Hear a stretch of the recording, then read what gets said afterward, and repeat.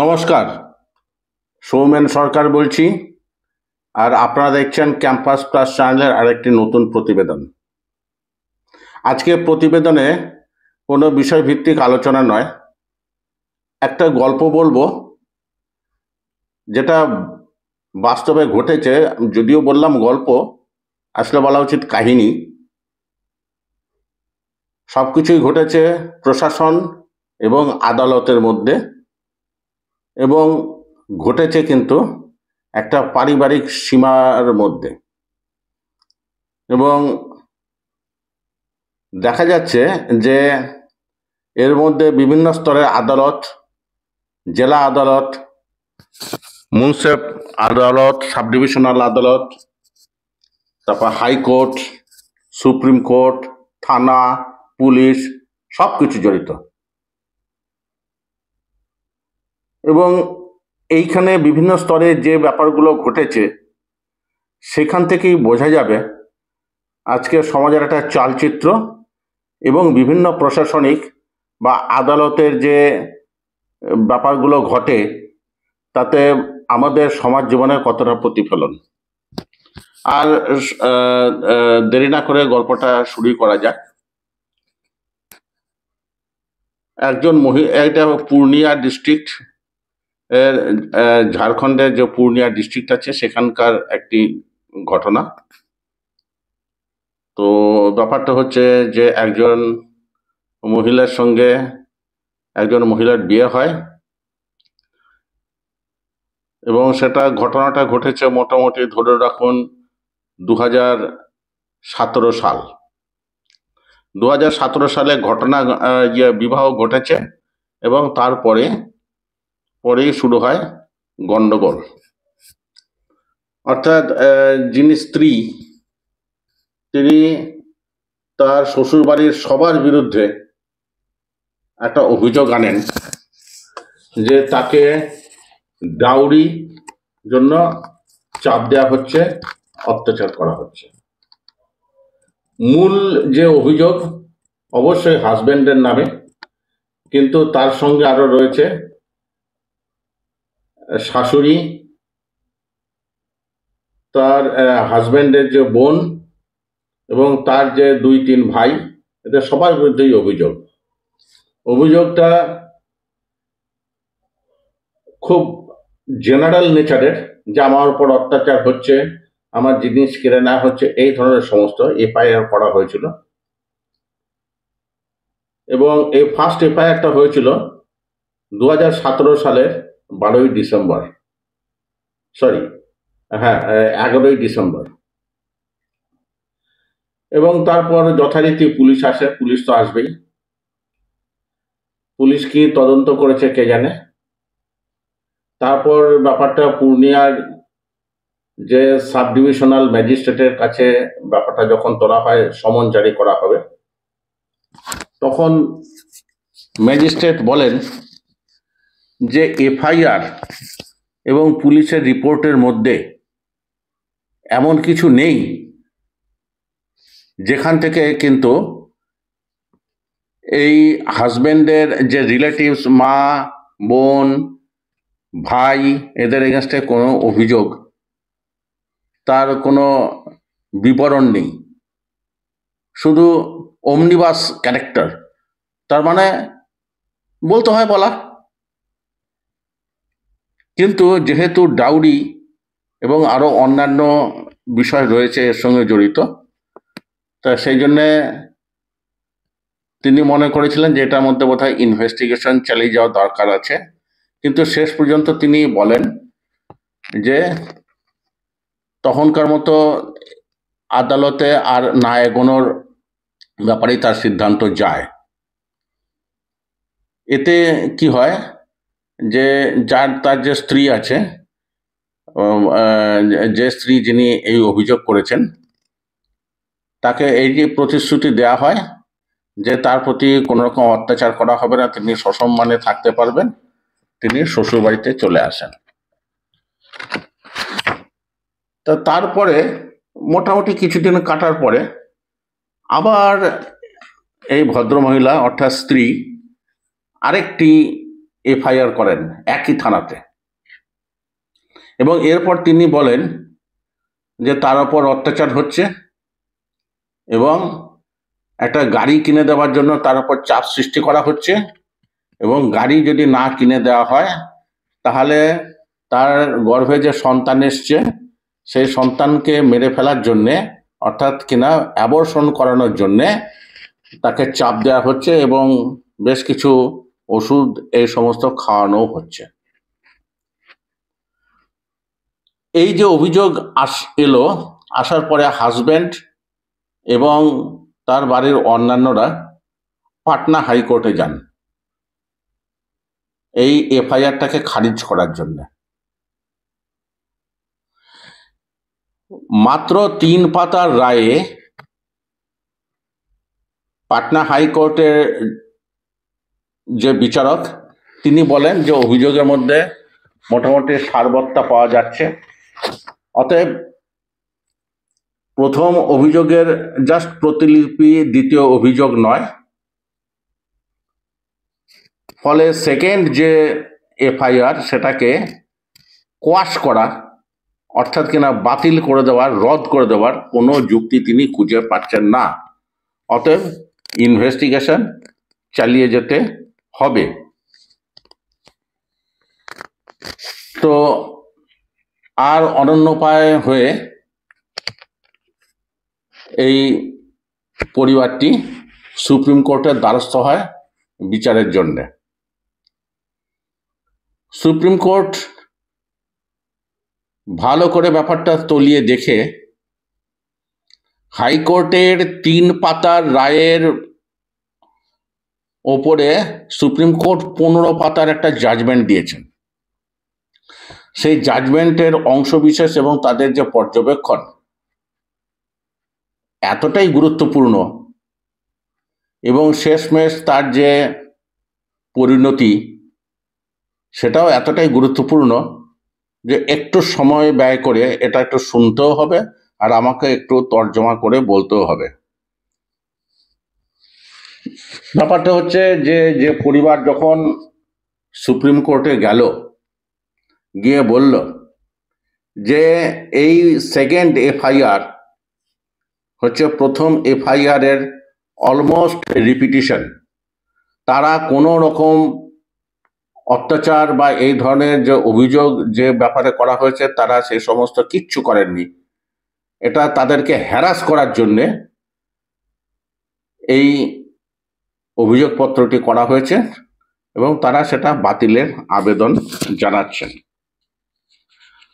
এবারে supreme court এই যে আবেদনটা পেয়ে সুপ্রিম কোর্টের যে জাজমেন্টে যে প্রথম 2-1 ছত্র আগে একটু শুনিয়ে দিই, কারণ এইখান থেকেই বিচার প্রক্রিয়ার বিচারকদের মনোভাব সমস্ত কিছু বোঝা যায় এবং কি হতে চলেছে সেটাও মোটামুটি কিছু বোঝা যায়। The counsel for the appellants herein contends that the police officer was bound to conduct a preliminary inquiry before registering the FIR, as this instant case falls within the categories of cases on which preliminary inquiry may be made as mandated by this court in Lolita Kumari case. অর্থাৎ কিনা এই যে মামলাকারী আবেদনকারী তাদের বক্তব্য হচ্ছে investigation না করেই অ্যাকশন নেওয়া শুরু করেছে পুলিশ, অথচ তারা একটা কেসের কথা বলেছেন Lalita Kumari versus government of UP and others. সেখানে সুপ্রিম কোর্টের কিন্তু একটা নির্দেশ ছিল যে এই ধরনের কেসে বিনা তদন্তে কিন্তু কোনো রকম পদক্ষেপ করা যাবে না। তাছাড়া এই বাদী পক্ষের অপর অভিযোগ যে ওয়াইফ যে এর আগে একটা এই ধরনের এফআইআর করেছিলেন এবং সেটা যে নিম্ন আদালতে বাতিল হয়ে গেছে সেটা কিন্তু এখানে উল্লেখ করা হয়নি। তারপর বাদী পক্ষের আরো একটা যুক্তি তারা যেটা তুলে ধরেন Reliance is placed on Social Action Forum for Manav Adhikar and another versus Union of India. একটা আদালতের একটা রায় থেকে তারা মামলাকারীরা একটা উদ্ধৃতি দিচ্ছেন। Provisions of 498A of Penal Code is not unconstitutional and ultra vires. Mere possibility of abuse of a provision of law does not per se invalidate a legislation. অর্থাৎ কিনা এই যে 498-এর যে ধারাটা, এটা অসাংবিধানিক নয়, কিন্তু এই যে ধারাটা, এই ধারার যে অপপ্রয়োগ বা মিসইউজ করা যেটাকে বলে, তার কিন্তু প্রচণ্ড সম্ভাবনা রয়েছে। The object of the provision is prevention of dowry menace, but many instances has come to light where the complaints are not bona fide and have been filed with oblique motive. অর্থাৎ কিনা একটা তির্যক উদ্দেশ্য, oblique motive, অর্থাৎ কিনা যেটা বোঝানোর চেষ্টা করা হয়েছে, ব্যাপারটা আদপেই সেই ধরনের ব্যাপার নয়। In such cases, acquittal of accused person does not in all cases wipe out the ignominy suffered during and prior to the trial. এসব ক্ষেত্রে যদি শেষ পর্যন্ত অভিযুক্ত ব্যক্তি ছাড়া পেয়েও যান, কিন্তু তার যা ক্ষতি হওয়ার সেটা হয়েই যায়। The question therefore is, what remedial measures can be taken to prevent abuse of well-intentioned provision?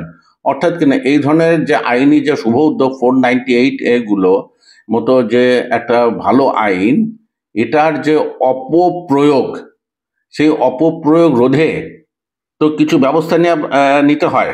Merely because provisions of constitutional and interference does not give a license to unscrupulous persons to wreak personal vendetta or unleash harassment. যেহেতু একটা সাংবিধানিক আইন রয়েছে, তার মানে সেটাকে এমনভাবে use করা উচিত নয় যাতে কিছু প্রতিশোধ স্পৃহাই প্রকাশ পায়। তাই এটা হচ্ছে বাদীপক্ষের বক্তব্য। অতএব এবারে প্রশাসনের কি বক্তব্য, সেই ব্যাপারটাও চলে আসে। পুলিশের তো বক্তব্য থাকবে। এবারে দেখুন যে পুলিশ সে কি রিপোর্ট দিয়েছে। Respondents number 1 here, the state of Bihar contends that the present FIR pertains to offences committed in the year 2019. Police কি তদন্ত করেছে তারাই জানে, কিন্তু তারা এখানে বলছে যে 2017 নয় 2019-এ যে ঘটনাগুলো ঘটেছে তার ভিত্তিতেই কিন্তু দ্বিতীয় FIR-টি করা হয়েছে। And after the assurance was given by the husband before the learned principal judge Purnia to not harass the respondent wife for dowry and treat her properly. অর্থাৎ কিনা হাজবেন্ড তো একটা প্রতিশ্রুতি দিয়েছিলেন যে ওয়াইফের ওপর কোনো রকম অত্যাচার করা হবে না, তার ভিত্তিতেই তো স্ত্রী বাড়িতে চলে গিয়েছিলেন। তারপরে কিন্তু এই ঘটনাগুলো ঘটেছে। এটা হচ্ছে পুলিশের বক্তব্য। পুলিশকে মানুষ কতটা বিশ্বাস করে কে জানে, কিন্তু পুলিশ তো সেটা বলেছে। However, the husband and appellants, despite assurances, have continued their demand of dowry. অর্থাৎ কিনা প্রতিশ্রুতি সত্ত্বেও কিন্তু হাজব্যান্ড এবং তার পরিবারের লোকেরা কিন্তু অত্যাচার চালিয়ে গেছে ডাউরির জন্যে, পণের জন্যে, এবং ওয়াইফের প্রেগনেন্সিটাকে টার্মিনেট করার জন্য, অর্থাৎ অ্যাবর্শন করার জন্য। These acts constitute fresh cause of action. অর্থাৎ কিনা এই কাজগুলো কিন্তু নতুন ক্রাইম, অর্থাৎ নতুন একটি FIR করা হয়েছে। এটা মোটেই পুরনো FIR-এর প্রতিলিপি নয়। অর্থাৎ কিনা পুলিশ চাইছে যে এই যে কোয়াশ করা, অর্থাৎ কিনা রদ করা FIR-টার, তার আবেদন যেন এটাকে গ্রহণ না করা হয়। যিনি স্ত্রী তিনি কি বলছেন? The FIR in question was challenged by only 5 accused, including her husband. It is argued that the impugned order is evidently accepted by the accused husband as he has not challenged the impugned High Court judgment. হাইকোর্টের যে রায় ছিল, অর্থাৎ কিনা high court কিন্তু বলেছিল যে না, এই FIR রদ করা হবে না। এর এগেনস্টে হাজব্যান্ড তো কোনো রকম অ্যাপিল করেননি, তার বাড়ির লোকেরা করেছে। Further, as far as involvement of the 4 accused appellant-in-laws is concerned, it is not only reflected from the averment made in the FIR, but also corroborated from the oral and documentary evidences collected by the investigating officers during the investigation, culminating into filing of charge sheet.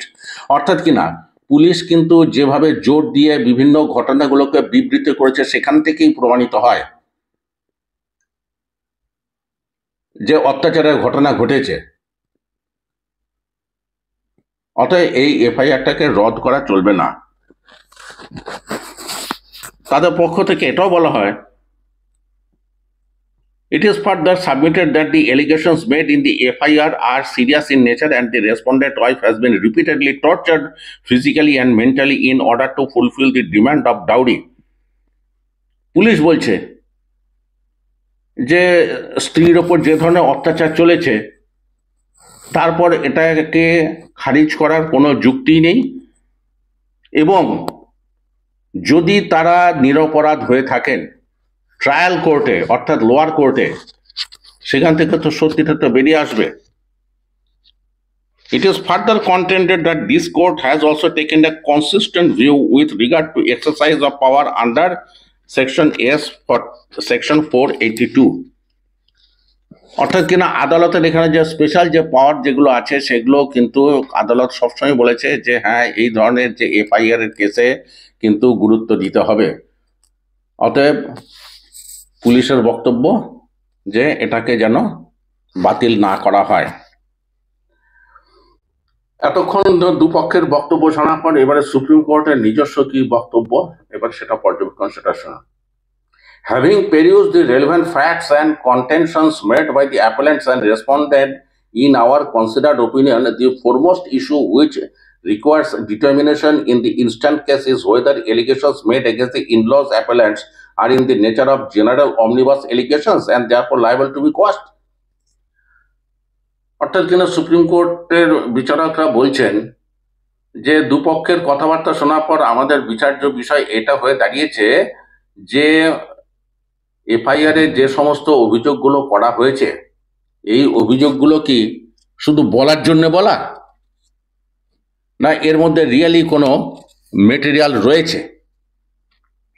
Before we delve into greater detail on nature and content of allegation, it becomes pertinent to mention that incorporation of Section 498A of IPC was aimed at preventing cruelty committed upon a woman by her husband and her in-laws by facilitating rapid state intervention. Supreme court বলছে যে এই আইনের উদ্দেশ্যতে ছিল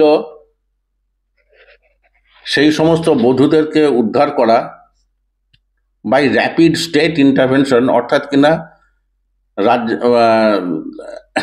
রাজ্যের তরফে, দেশের তরফে যাতে খুব দ্রুত সত্বর ব্যবস্থা গ্রহণ করা হয়, যাতে এই ডাউরির যে অত্যাচার থেকে মহিলাদেরকে মুক্ত করা যায়। এটাই তো উদ্দেশ্য 498-এর। However, it is equally true, কিন্তু এটাও দেখা গেছে that in recent times matrimonial litigation in the country has also increased significantly.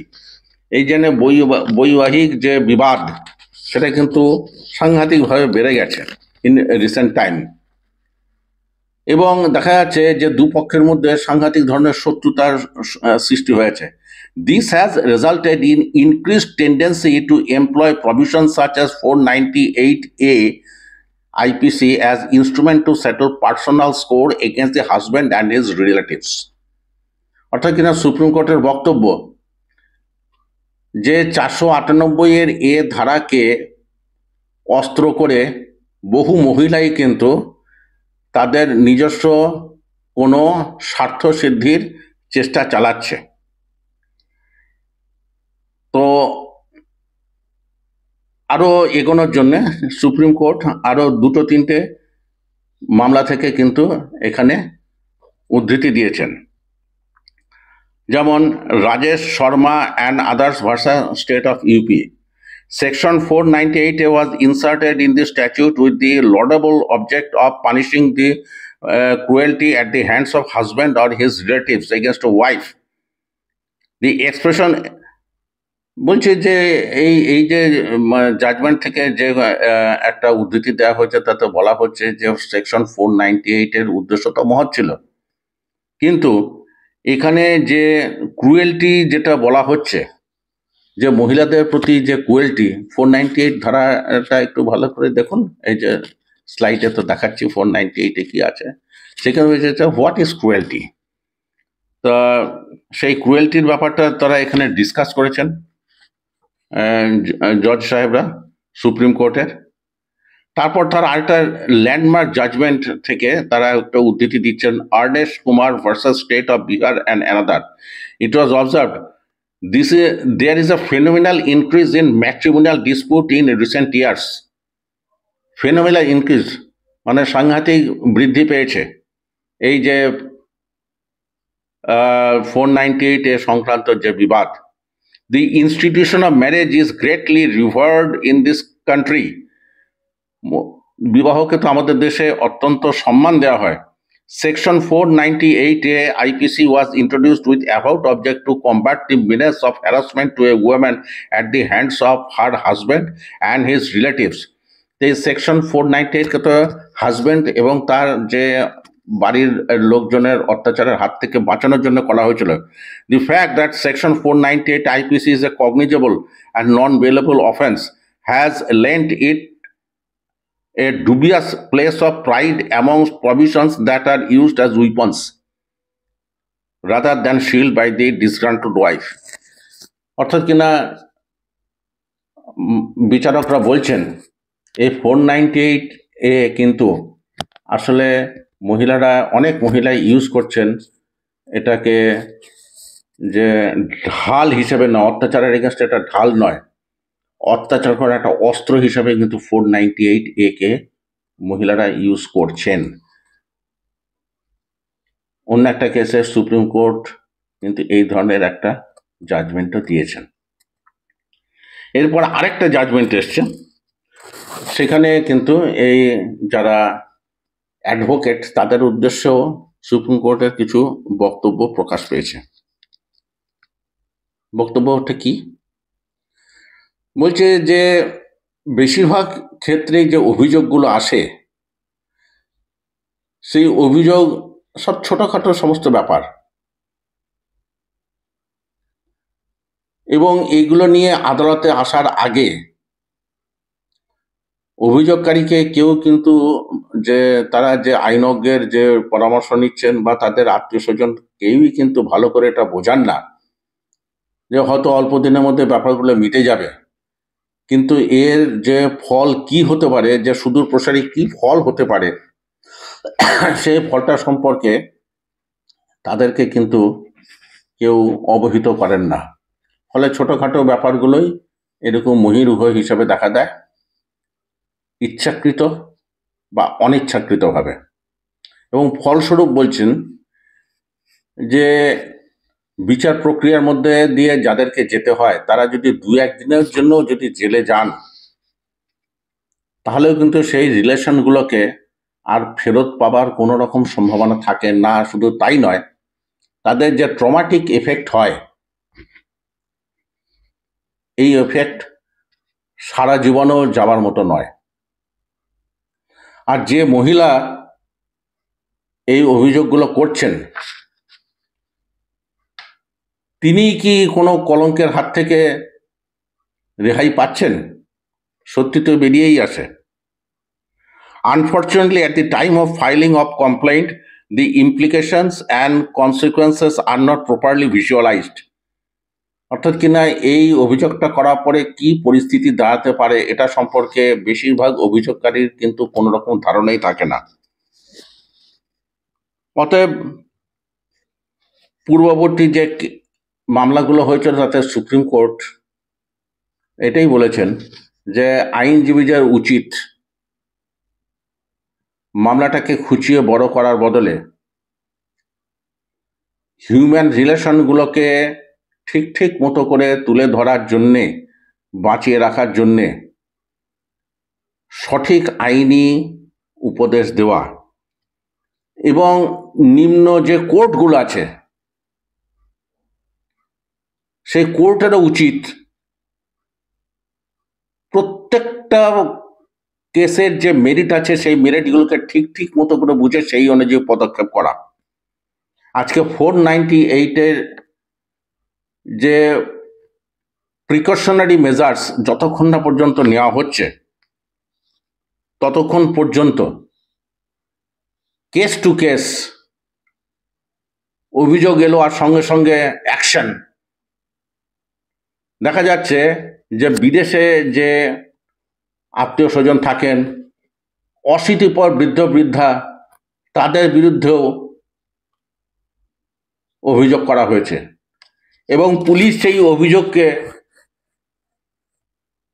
রীতিমতোভাবে সারবত্তা দিচ্ছে এবং নিম্ন আদালত সেগুলোকে নিয়ে কড়া পদক্ষেপ করছে। এতে করে কোন উদ্দেশ্য সাধিত হচ্ছে? এই সমস্ত আলোচনা করার পরে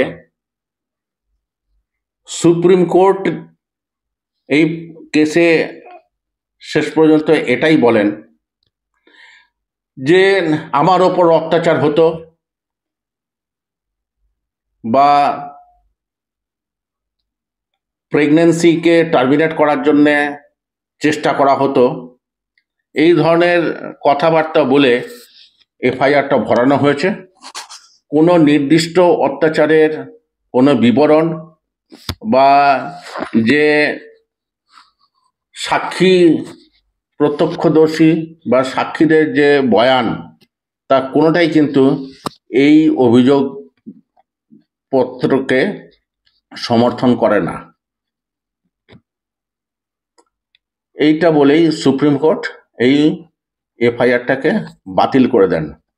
কিন্তু এইবারে দেখা গেল যে ছত্রে ছত্রে এই যে জাজমেন্টটা, এই জাজমেন্টের ডিটেলসটা আমি ভিডিওর এন্ডে দিয়ে দিচ্ছি। ছত্রে ছত্রে সুপ্রিম কোর্ট ক্ষোভ প্রকাশ করেছে, যেন তেন একটা অভিযোগ নিয়ে চলে এলো, তারপর পুলিশও ঝাঁপিয়ে পড়লো এবং নিম্ন আদালতগুলো কিছু ব্যাপারে যেহেতু মহিলার অভিযোগ অতএব তাকে মান্যতা দিতেই হবে। কিন্তু এতে যে অভিযুক্ত যে সমস্ত মহিলারা আছেন তাদেরও যে মানবিক অধিকার নষ্ট হচ্ছে বা বৃদ্ধ বৃদ্ধা বা একসঙ্গে যারা কোনোদিন একসঙ্গে থাকেননি বা মাঝে মাঝে হয়তো এসেছেন তাদেরকে জড়িয়ে এন্টায়ার যে ইনলজ তাদের এগেনস্টে এই অভিযোগকে মান্যতা দিয়ে নিচের যে কোর্ট বা পুলিশ কি করে অগ্রসর হয়? ছত্রে ছত্রে এর অপব্যবহার সম্পর্কে সুপ্রিম কোর্ট ক্ষোভ প্রকাশ করেছেন। জাজমেন্টের ব্যাপারটা শেষ করে এবার আমি আমার নিজের দুই একটা কথা বলি। আচ্ছা, মানুষের জীবনকে কি একটা ফাইলের পাতা হিসেবে রাখা উচিত? ও, এটা আমি মিস করে গেছি, পরবর্তীকালে দেখে নেব। হোয়ার প্রসিডিওর ইজ আ পানিশমেন্ট, সেক্ষেত্রে পুলিশ, নিম্ন আদালত, এখানে যেমন হাইকোর্ট মাত্র 3 পাতার একটা জাজমেন্ট দিয়েছেন, যেখানে সুপ্রিম কোর্ট দিয়েছে 15 পাতা। অর্থাৎ কিনা কাজ মানে জাস্ট একটা ফাইল শেয়ার করার মতো করে কাজ হয়েছে। আর পুলিশের ইনভেস্টিগেশন, সেটা আর কি বলা যাবে? মহিলাদের অভিযোগ হলেই তাকে যদি এইভাবে উঠে পড়ে লেগে থাকে, মান্যতা বা স্বীকৃতি দেওয়া হতে থাকে, অচিরেই তো সমাজ ধ্বংসের দিকে এগিয়ে যাবে। অন্তত সুপ্রিম কোর্টের এই জাজমেন্টে এই মনোভাবই প্রকাশ পেয়েছে বলে আমার ধারণা। আপনাদের কি মনে হয়? দয়া করে কমেন্ট করে আপনাদের মতামত জানাবেন। এরপরে আবার এই ধরনের একটা এপিসোড নিয়ে আসব। এখনকার মতো বিদায় নিই। নমস্কার।